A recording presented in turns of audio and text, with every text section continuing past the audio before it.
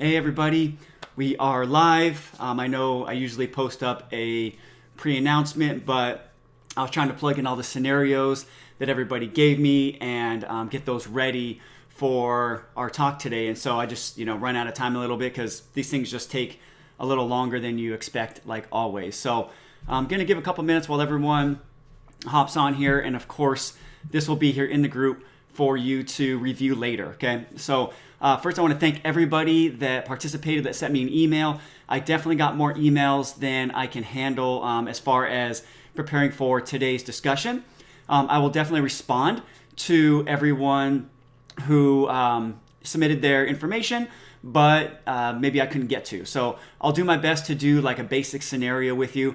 The big thing that we need to be aware of though is I'm not including all your information, right? So I'm including like the basic details of what I would need to do something like this for you to help you out and figure out when the right time is to take your Social Security, and then looking at that in combination with, what are the trade-offs, right? What's your break-even point, and what is your income going to look like if you get, beyond, the early stages, which most people will.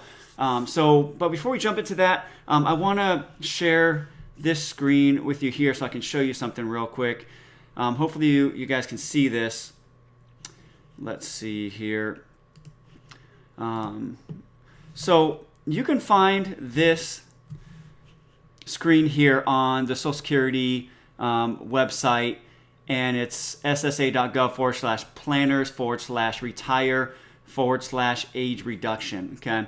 What I wanted to show you from this is really the estimates, pretty close estimates, you could say. It's not, it's pretty close to exact, but of what you're giving up, what percentage of your payment you're giving up by drawing early. And so this screen or this page, I think, has, a good example of that.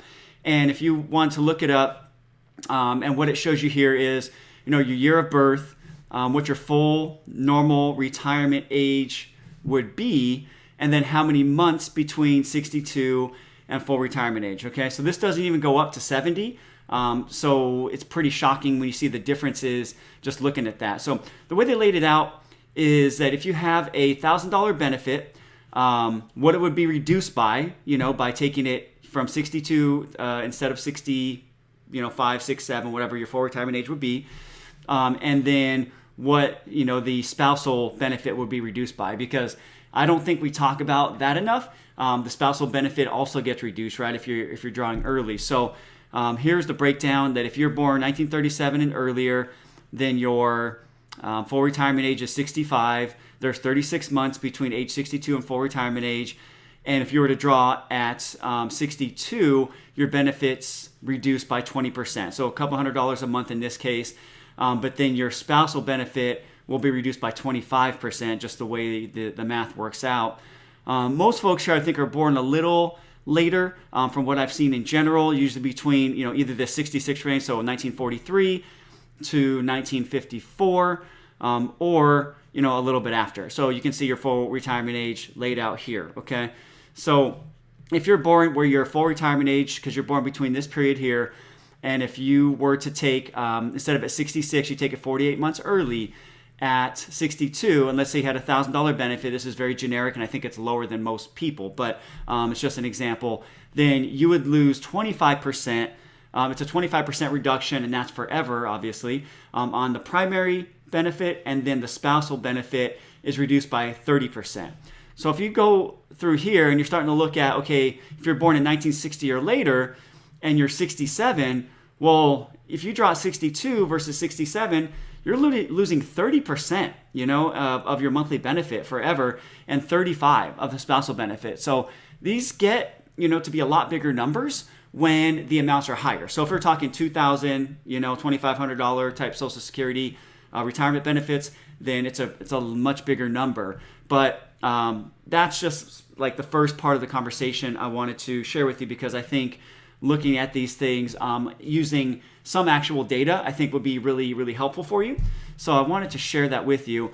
Before we jump into this, can someone just leave a comment and just say yes if you can hear me? Please say yes in the comments. I want to make sure you can hear me and that everything is coming through okay, because I would hate to do all of this and then now you can't hear me or anything like that. So please, I'm going to pull up my screen so that I can see some comments here, or give me a thumbs up or something if you can hear me, please.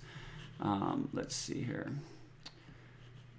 And I just want to make sure before we jump all in, and now you can't hear me at all. Okay, so I think you guys can hear me a little bit, hopefully.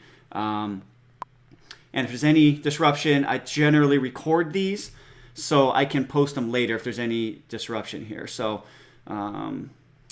let's see. Let me just make sure. I'm sorry, guys. Sorry for the delay. I just want to make sure you can hear me because I think this is going to be really important. And I also want to give you the opportunity to ask questions if you have questions about any of this. So we're going to spend some time on here today doing that. I'm going to pin this to the top of the group here so hopefully everybody can see it, okay? So I'm getting some comments here that you can hear me. Perfect. Okay, great. Okay, perfect. So let's jump in to some of these scenarios, okay? And I definitely got more emails than I can handle. I will do my best to respond to everybody, but it just takes time to put this in, okay? And then I have to give you a couple disclaimers that please do not, if you are selected, there's definitely a lot of information that we've left out here. I just asked for the basic information so that I can show you some examples. So please don't take this as investment advice or a personal recommendation. I just wanted to show you the impact this can have based on some real numbers. And we also have to include in other things because I didn't ask about pensions, expenses, all those other type of things that come in when it comes to doing retirement properly. Okay, so the first example is going to be for somebody that was born in 1950. Okay, so the year of birth is 1950. Full retirement age is going to be $21.25 per month. Life expectancy is 85, and then pre-retirement income, I put it's $50,000 each, and then the estimate of retirement assets is $500,000. Okay, so I put $50,000 each. I'm not sure if that was 100% right for who submitted it because they didn't clarify, but I put $50,000 husband, $50,000 wife in this particular situation. Okay, so what I want to show you here is I ran a couple scenarios so that we can see the difference of exactly what it's going to look like. And this is built in with a cost of living adjustment. And I believe it's set at 2.6. Okay, it's either 2.6 or 2.8. I forgot to look at that before I pulled it up, but the assumptions are based on a cost of living adjustment, or a COLA, of 2.6 or 2.8. So it's pretty close. And so in this particular couple's case, okay, we are looking at a pretty big difference, okay? So for some reason it's not populating before 70, but the other ones will, I think, because this one had a little bit of a bug and I just didn't have time to figure out what it was. So what this assumes is we are comparing the current strategy, okay, which would be to draw at 62, okay, and we're going to compare that to the optimal strategy, okay? So just some quick math.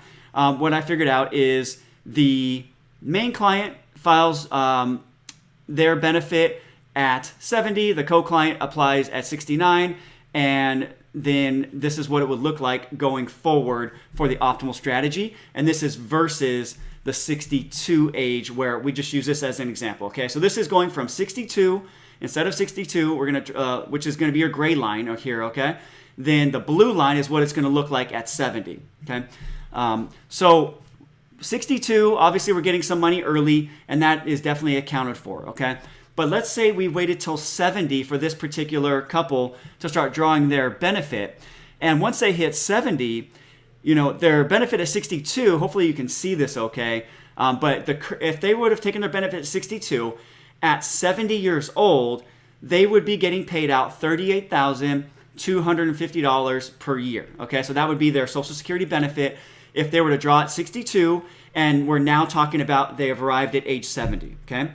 This blue line is what we consider taking the optimal strategy here and delaying, one till 69 and one till 70, just because of the case it was with the income and everything like that. And what you'll notice is that at 70, instead of, even though they're just starting, okay, but instead of having $38,250 as their Social Security benefit, they are now starting at $65,250 $280. Okay, so it's a very, very, very large difference. It's, you know, almost 45-ish%, not quite double, but it's a much, much larger benefit by waiting in this case, because they did have a relatively high benefit at 21.25 at full retirement age. Okay, so I did ask for what longevity number folks wanted me to use. So essentially, what date or what age they're going to pass away. I know it sounds bad, but we have to kind of live in reality. Sometimes we're all going to go at some point, and we use 85 in this case. Okay, so yes, they would have been receiving their Social Security at 62 to 70, and it would have, you know, ended up at 70 at $38,000. But now that we're at 70 and we're going to activate the optimal strategy, which in this case would be definitely taking it later, we're now starting at $65,280.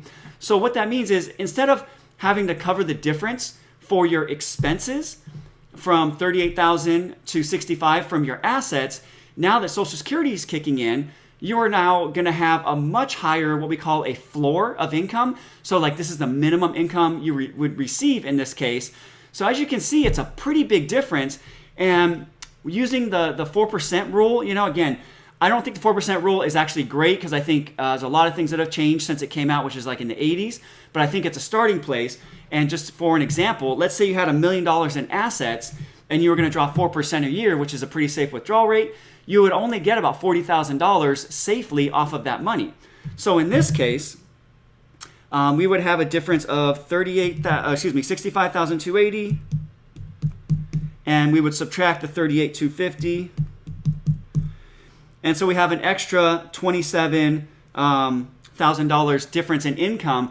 So what this is really worth in terms of assets that you would have to save or have invested to pull from to cover the difference between drawing at 62 and 70 is over $500,000. We're probably talking about $650,000, $700,000 in difference that you'd have to have in assets to safely draw 4% off of to cover the difference between what you get by waiting until 70. Okay, so in this couple's case, the difference between if they were to live until 85, okay, so we're assuming they both live until 85, and the difference between drawing at 62 to 70, because they both have a benefit that is relatively high, because they were both earning. It wasn't just only a stay-at-home spouse. They both earned, and they both had a similar benefit.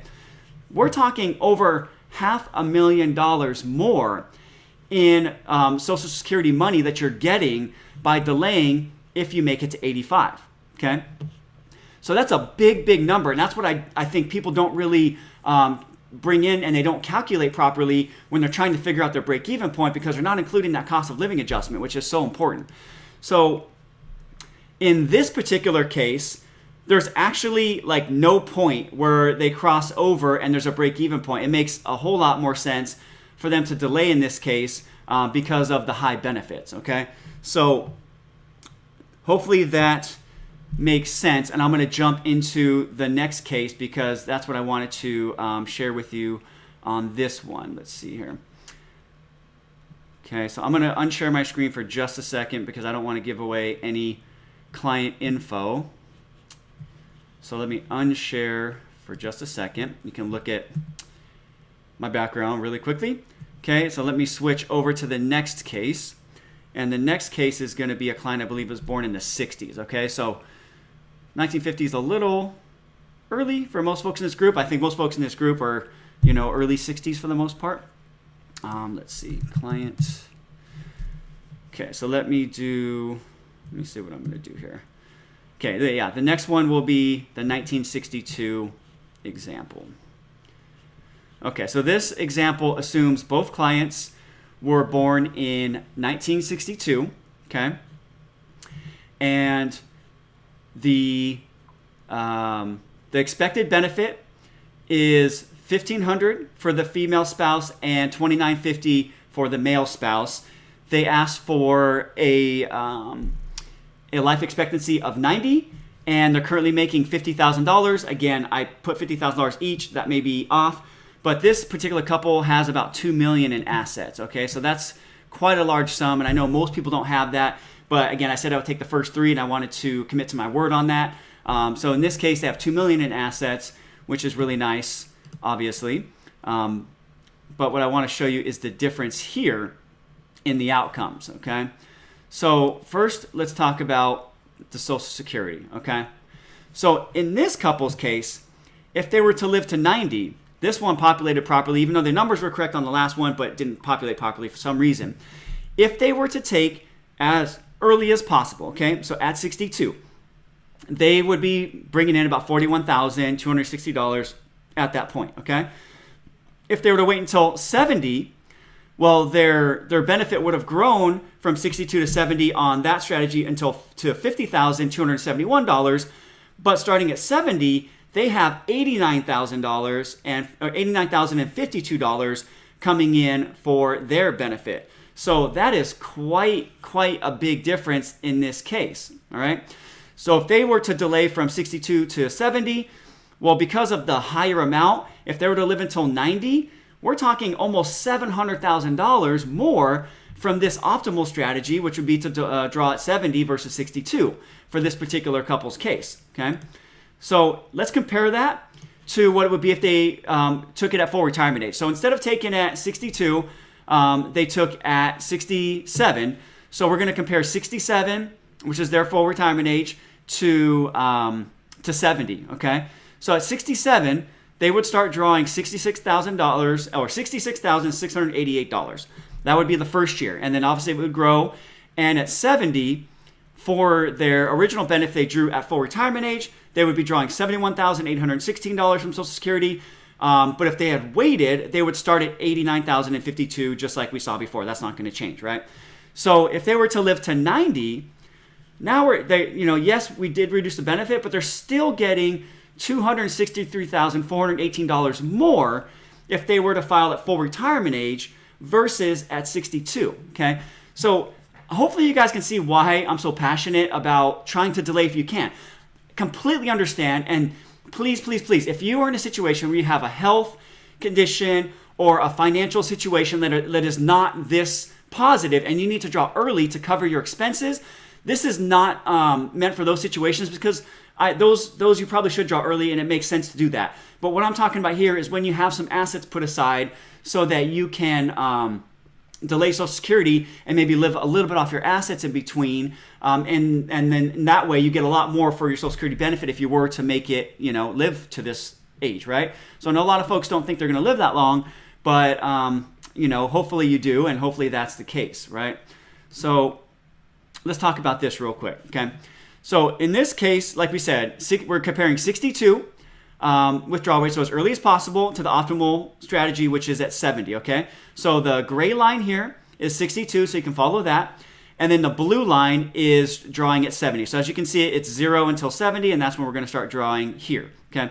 So in this particular case, we're going to see a crossover point right about 77, between 77 and 78. So probably it's somewhere in the middle here. So when I work with clients, we get a lot more specific on this. What I wanted to do is show you guys some basic examples that I can put together in a half an hour, 45 minutes. There's a lot more that goes into this.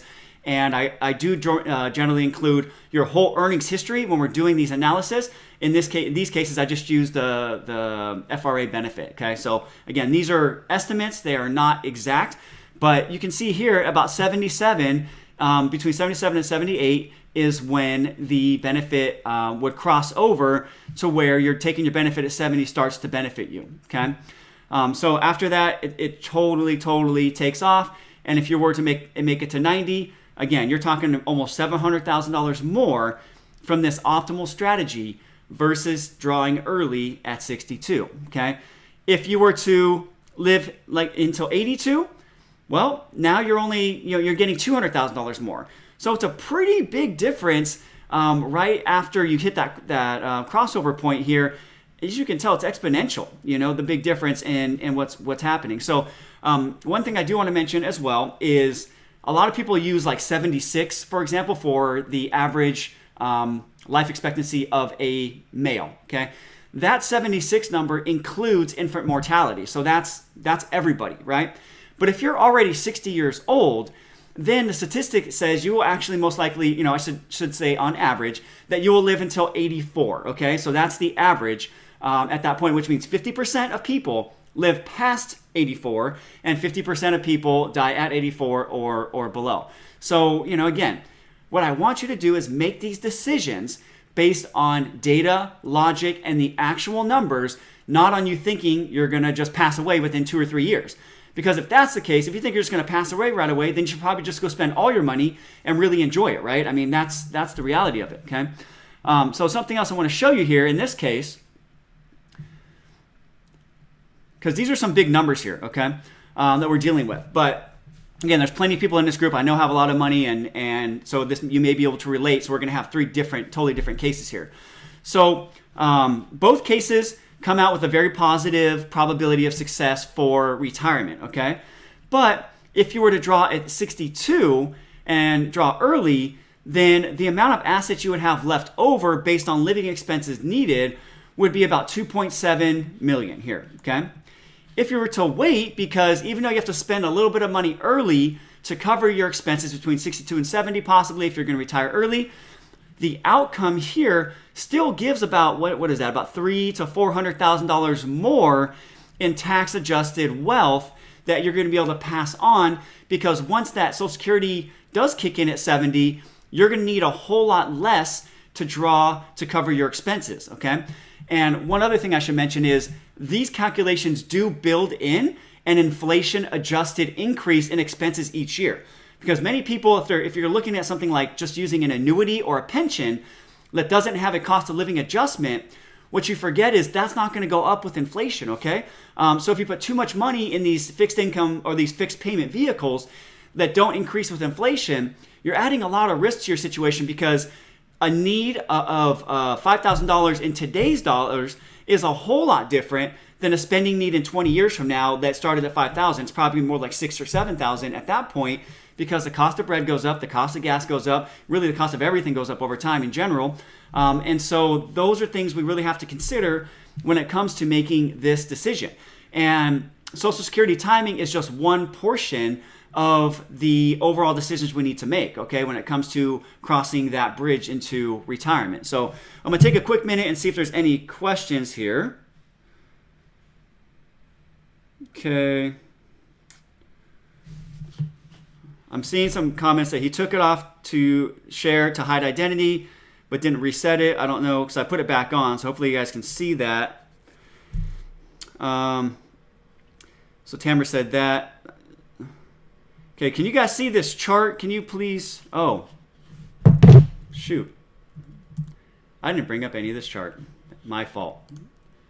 Okay, let's see. Let's go to this, okay?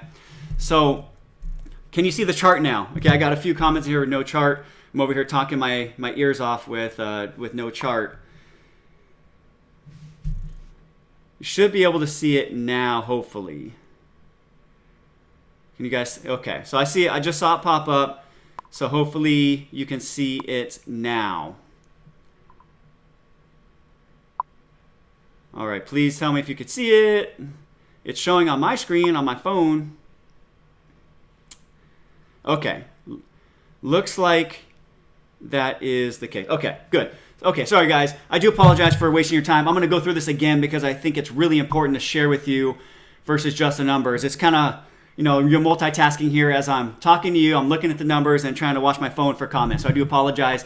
Let's take a couple steps back because I want to make sure that you understand everything that I just laid out, okay? So sorry. Okay. So in this case, we were looking over the difference between drawing at 62 or 70 for this particular couple's scenario, okay? That's what we're showing here, okay? So what the life expectancy they wanted me to use in this case was 90, okay? So as you can see, it's going to go up to 90 over here. And I used the amounts that they're expected to be getting at their full retirement age to get these numbers out, okay? So let's take a step back. So as I mentioned before, if this couple was to draw at 62, they would start receiving $41,260 as their initial annual Social Security benefit, okay? And then you can see here that it's going to increase by a cost of living. Like I said, it's either 2.6 or 2.8. I can't remember what's in here, and going to find it is just going to take me a few extra minutes. I don't think we need to waste. But right before they hit 70 or at 70, okay, their benefit will have increased from 41,260, and then the gray line is the chart for taking at 62, okay, versus taking at 70 because they delayed and they got the cost of living adjustments and then also the credits for delaying. So at 70, instead of having $50,271 as their estimated Social Security benefit, they will now have $89,052 for this particular case. Okay, so I know some of you folks think like, oh, we're just going to pass away early. But here's the thing: if you don't, you're giving up tremendous amounts of benefit from your Social Security payments. Okay, so based on this case, we would start at $89,000 here versus $50,000. And by the time this couple's 90, if they were both to live to 90, and again, we don't know these things, it would be really great if we knew the exact day we're going to pass on, right? That'd make all these numbers a whole lot easier. But I think 90 is very reasonable for a healthy couple that is already in their 60s, for example. The difference in the current strategy, which is taking at 62 versus taking at 70, is $693,000, almost $694,000 in additional retirement income. And I know you guys think this is crazy, but when you add in cost of living adjustments and you're doing these numbers, it really, really does make a huge difference when you have, especially if you have two members of the family that are receiving a benefit of some sort because they both worked, okay? And that's what this case is here, all right? So it would start at 89 versus 50, okay? And then let's talk about where the crossover point is, because that's something we mentioned before, okay?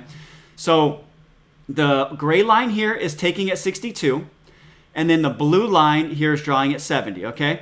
Here's the amount of money that you would be getting from Social Security, and then here's age down below, okay? So optimal strategy is taken at 70 versus current strategy taken at 62. So as you can see here, the current strategy, which is drawing at 62, while you're 70, 71, 72, you'd still be a little bit ahead in what you have received from Social Security. But right about here, that's between 77 and 78. So at 77 and 78, so somewhere in the middle there, we're going to hit our break-even point, okay? So that's where this particular couple breaks even, okay? And then after that, the blue line is what it would look like drawing at 70. Now we're starting to see, if they live to 81, they would receive just under $200,000 more in income.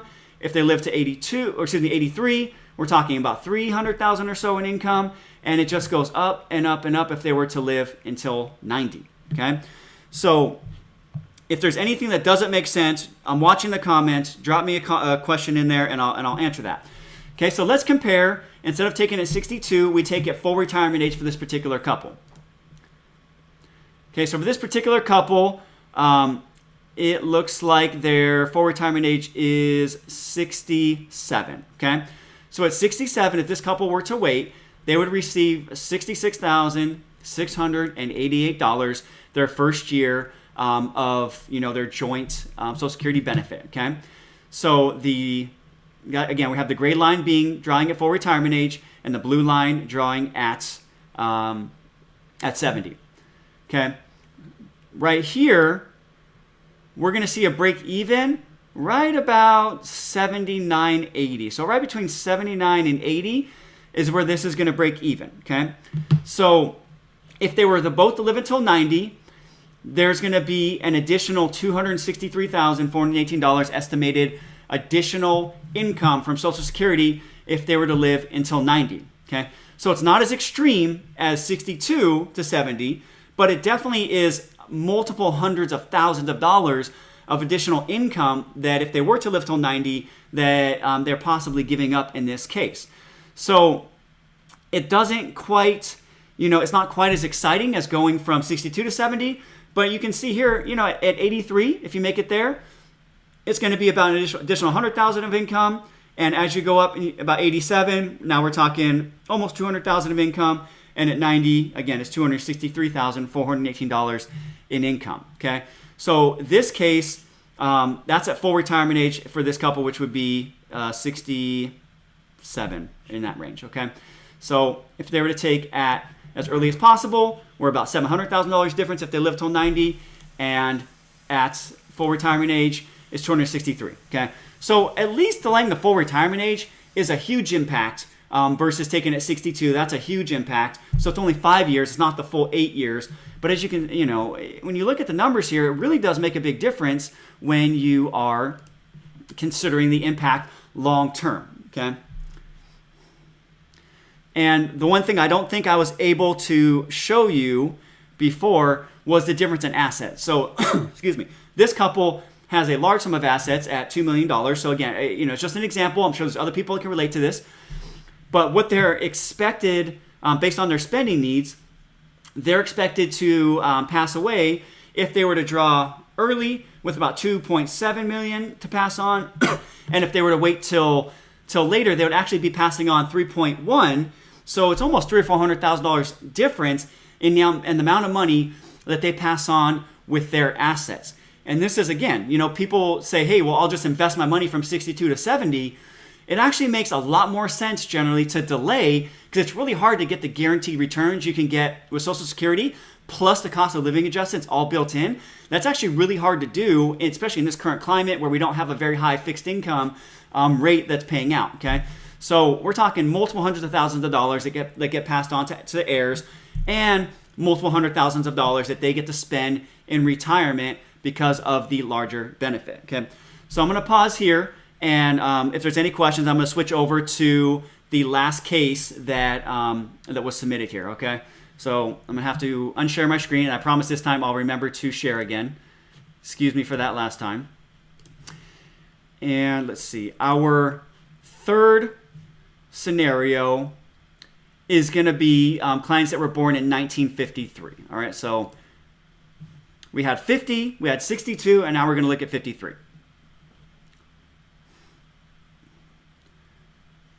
Give me just a moment while it pulls up. On my side, running all these programs is just a little bit slow.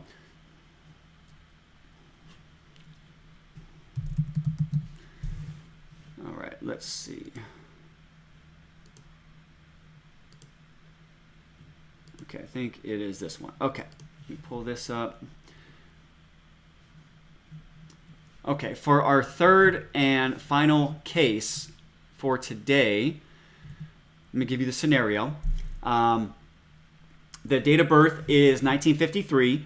The expected Social Security benefit is $22.61. Life expectancy is to 85.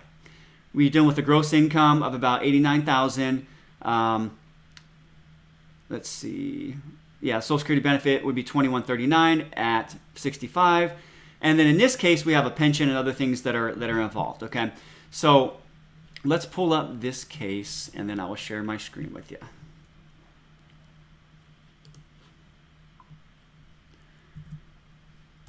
Okay, so let me share here so we can all see this. Someone's giving me an angry face. I don't know why, but it makes me sad. But hopefully you guys can see this. I'm going to make sure it comes up here because it is showing on my screen that we are looking at the same thing. But sometimes there is a bit of a delay. Okay, looks like it popped up. All right. So in this current client scenario, I laid out the facts already, and we are looking at what we want to look at is let's see, the difference between drawing at 62 and 70 in this client's case. Let me make sure this is set up right.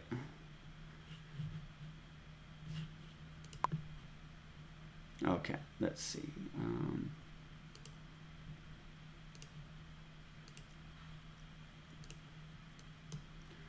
Okay, so in this case, the current client strategy is to withdraw.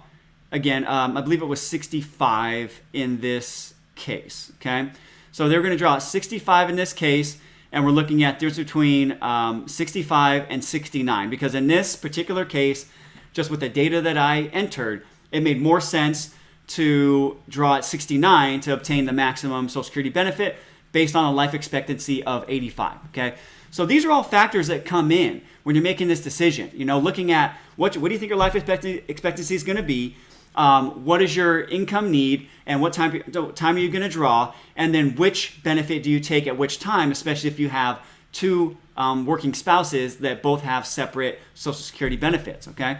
So in this case, the difference between drawing at 67 to 69, no, I think it's 60, let me take a look here what this is supposed to be. I'm sorry about this, let me just double check the numbers here. So I don't want to give you bad numbers because that is not what I like to do.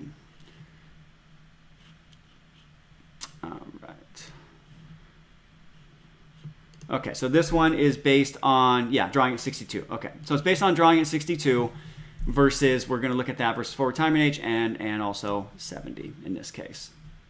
And if this is your data, don't freak out. There's a lot of things I didn't include. Obviously, you gave me more info, but I couldn't put in everything. This is just looking strictly at the Social Security analysis for this case. So the difference between drawing at 62 and 69 in this case, if this couple was to live until 85, delivers them $302,000, almost $303,000 more in income. Okay, so this is a huge, huge difference as well. Okay, and if we look here, between drawing, for some reason it's in there at 67. Let me fix something here. I think something is not working the way I would like it to. I apologize for the delay, guys. Let me just make sure this is right. I don't want to give you bad information. It's really important. So let's see. Okay. Yes. So okay. Yeah. So as early as possible versus that. Okay. Perfect. So that should be right. So this is the difference between 62 and 70. Okay. So if they were to draw at 62, then they're going to come up to age 70, and as you can see, the gray graph is starting to draw at 62 versus what they would get if they delayed. They would be bringing in about $29,663 at 69 if they were to draw at 62. Well, if they were to wait until 69 to draw, they would be bringing in $46,922 the first year, okay? So it's quite a bit more income. We're talking, by 70, 71, we're about almost $20,000 more in annual income, which at using the 4% rule is equivalent to about $500,000 in additional assets that you have to live off of. And as we go down and get later into retirement, let's say even our last couple years, we're talking $67,000 of floor of Social Security retirement income versus 42 because they drew early, okay? And let's take a look at the break point here. So in this case, the actual break point is going to be a whole lot earlier. It's actually going to happen between 71 and 72, and then continue to go separate up from there as these folks get a little bit older. And so a lot of things to consider when it comes to this particular case, but the overall benefit received if they live to 85 will be $979 versus $676 in this case, all right? So those are just three scenarios that were sent in. They were the first three, and so we just did that. I'm going to take a look at your questions here. So someone said, one advantage of taking SS early is you can enjoy it while you're still fairly mobile. Sometimes it is not just about the money, okay? So sure, that's a decent point, but what you're forgetting is if you have retirement assets put aside, you can use more of that early on to cover your expenses, okay? And then the other thing that is being forgot about in that particular comment is that if you were to delay from, say, 62 to 70 and you're retired, now we have 8 years, and let's say you had a whole bunch of pre-tax assets. So let's say all your money was in your 401k or your rollover IRA, and it's all pre-tax. Well, without drawing Social Security, now that gives us a wonderful ability to move some of your money from pre-tax to a post-tax, tax-free account, being a Roth conversion, or a partial Roth conversion is the technical term. So we can move some of that money and do it earlier, okay? So sure, there's a lot of scenarios where you can pass away early, you can get, cancer, as it mentions here before. These one-off things happen, okay? But when you look at statistics from the Society of Actuaries, I posted it yesterday on the comment, that if you're already 60 years old, the average age people live to is 84 for men and 86 for women, okay? And that means 50% live longer. So there's more than a 50-50 shot that you're going to live to at least that range. So if you want to live in fear and think that you're going to get cancer and think you're going to die early, then honestly, you probably will, because I truly believe that what you tell yourself is going to come into reality. So if you think you're going to get sick, if you think you're going to die, all these other things, and you're thinking about these all the time, all these negative thoughts, we have to remember that our thoughts actually do impact our health, right? It's been proven in scientific studies that if people think negative things, they think that they're going to get sick all the time, they think about being sick, they think they're going to be in a bad place, then usually that's what ends up happening, okay? So I'm not saying we don't have scenarios that are one-off scenarios where people get cancer, they get sick and all that. But if you're looking at maximizing your benefit, okay? If you're looking at maximizing your benefit, which is what we're talking about here, these numbers can be very, very, very extreme if you do live to the average age or beyond when it comes to collecting your Social Security benefit, which brings a lot more security to your later life. And when you think about things like long-term care, okay, like 70% of people are going to need some sort of long-term care. 50% of people have to have paid, which means the other 20% has a family member or something like that covers them, they don't pay for. But 50% of people are going to need some sort of paid long-term care. If you have a 30 or 40% higher benefit coming in from Social Security, that's going to really impact the need for long-term care insurance. So what I see sometimes is people want to draw Social Security at 62, then they put all their money in an annuity, right? So they're limiting their growth there. And then they buy long-term care insurance, when in reality, like, it just doesn't make financial sense to just live in that much fear and trying to do everything early, because you're giving up so much benefit and getting all the timing right on the different ways to time things like annuities, to time things like Social Security, and to time things like your tax-efficient withdrawals. So what we didn't talk about here as well is there's tax-efficient withdrawal strategies that can really keep us in lower tax brackets along the way. So let's add this into the equation. Let's say you're retiring early and you want to retire at 62, for example, and you don't have Medicare until 65, right? So there's 3 years in there. Well, if you take your Social Security benefit at 62, that's going to add in towards your modified adjusted gross income when it comes to calculating what's called provisional income, or essentially how much tax you need to pay on part of your Social Security. So by delaying as well and drawing a little bit from your assets, or let's say you have some taxable accounts that are not in your 401k or IRA, or maybe they're in a Roth account, we can also keep your income lower so that you can qualify for a subsidy if you're going to be going with a ACA or Obamacare plan, one of the metal plans, gold, silver, bronze, and platinum.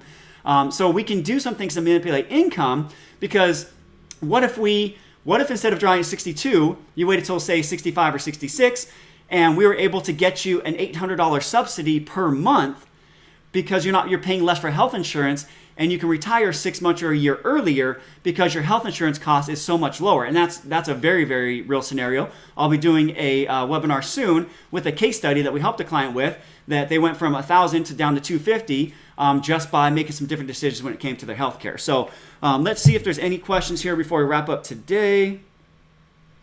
So Jimmy asked, can I draw from 401k and hold off on SS? Yeah, so that's definitely it can be a good strategy, because if you're getting, so let's say you're going to get to start with about 5.75% in the early years from 62 to 67, you're going to get a guaranteed almost 6% return by delaying your Social Security on that payout first and taking a little bit of money out of your 401k. And then it just gets bigger after your full retirement age as well. It goes up to 8%. But what that means is, yes, you would draw a little bit of your own money early, okay? So instead of getting a Social Security benefit, and let's say it was $36,000 a year, you would take, say, $36,000 from your 401k. Well, let's say you took that for a couple years, but now your benefit at 67 or 70 is $20,000 or $30,000 higher than it was at 62. Well, now you don't need to draw that money from your 401k, and you could just leave that money sitting there and live off the guaranteed income from Social Security, which is taxed at a lower rate than money coming out of your 401k at that point. So I definitely think that could be something that would be possibly really smart depending on your scenario. Okay, so good question. So Don asked, do you think there's a chance that the money won't be available from Social Security if we don't take it early? Highly, highly, highly unlikely, okay?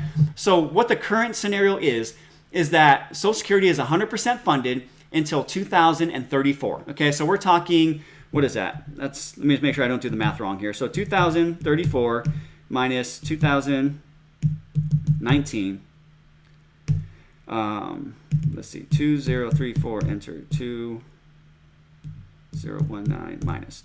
So we're talking 15 years, okay? So we got 15 years before you even have to worry about anything like that. So for those of you that are thinking about that you're all going to pass away in your early 70s, and it doesn't affect you anyways, right? Because you're not going to make it that long if you're in your 60s. But so 2034, Social Security is 100% funded. At that point, it's about 75% funded going forward, okay?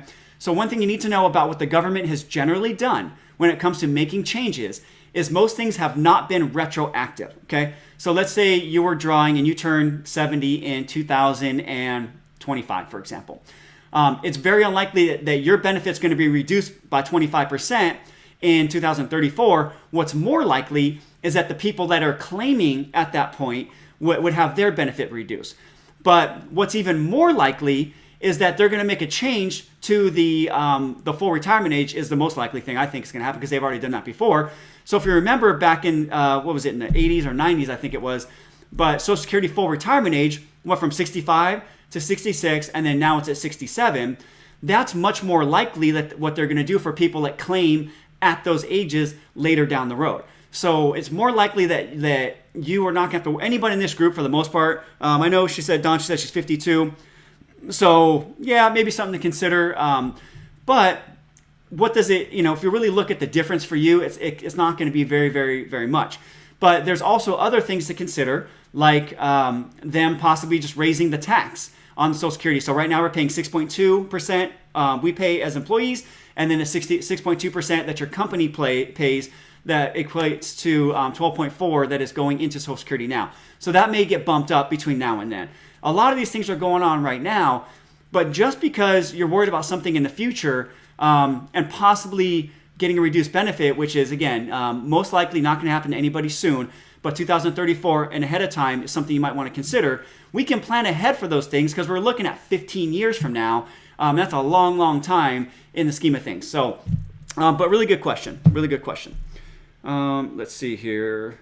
That's all I'm seeing for questions. So, if you guys have questions, definitely drop them in.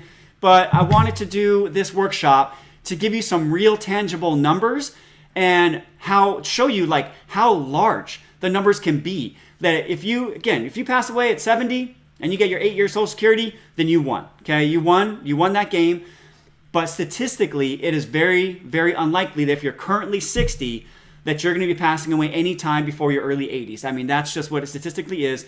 And if you really study what's going on with medical technology that's coming, what they're saying is for about 12 years from now, if you're alive 12 years from today, okay? So if you're alive in 2030, for example, that because of medical advances, for every year you live beyond that, you can add an additional year to your life expectancy going beyond that because of all the medical advances that are being tested now, shown to be proven now, but will probably take about 12 years to actually be available to the public. So we're going to start seeing a lot more people living to 110 and 120, and regardless of the condition you're in, unless they put a euthanasia clause in there where we can, kind of take care of ourselves when we want to, which is not likely again, we may have to start planning for 110 or 120, not 75, not 85, not even 95, because that's what is going to be happening over these next 10, 15, or 20 years, okay? So if you're in your 50s and you're in your 60s, you want to be really, really cautious on spending money early, like taking money out of a 401k at 55 years old just because you can, or even 59 and a half. Really, really do the numbers or work with somebody to help you get a plan in place, because if you live to 110 and you run out of money, it's going to be a really, really tough life. So that's what I have for you all today. Hopefully I give you a different perspective on how to think about these things. I have some people that did submit numbers, but you weren't the first 3 today by email. I'm always available if you want some help, if you want to discuss your situation and really think through what's going to be the best strategy for you, because each person, we all have individual Social Security amounts. We all have individual life expectancies. We all have individual circumstances when it comes to our income and our situation when it comes to what we need going into retirement. So I highly recommend you get an individual plan that's designed for you. And if you want to spend some time chatting with me about your scenario, I'm going to put this up here so that you know where to get in touch with me if that's something you would like to do, okay? So I appreciate everybody. Thank you all for showing up today. this is where you can go, keepitsimplefinancial.com/talk. That goes directly to my calendar, and that's where we will be. You can set up an appointment to discuss your individual situation. If it wasn't discussed today, or you have additional questions and you want to talk about what you really should be thinking about when it comes to getting properly prepared for retirement. Okay, so that's all I have for you guys. If you need anything at all, I'm available. Drop a comment, leave your questions down below, and I'll do my best to get in there when I can. Other than that, have a great weekend. Let's make this a wonderful week, and let's go into this week thinking that we're actually possibly going to live a long time, that we're all not just going to die 6 months after we take our Social Security, okay? Because it's just, it's just not, I don't think, it's just not proper financially, and I just think it's kind of broken thinking. So there's not logic involved, it's all emotion, and the worst thing you can do when it comes to planning your retirement is to make your plan based on your emotion. Okay, using data, logic, and actual calculations is the proper way, and it's a lot smarter than just hoping and wishing that you're right. Okay, so other than that, have a great one, folks, and we'll talk to you very soon. Bye-bye now.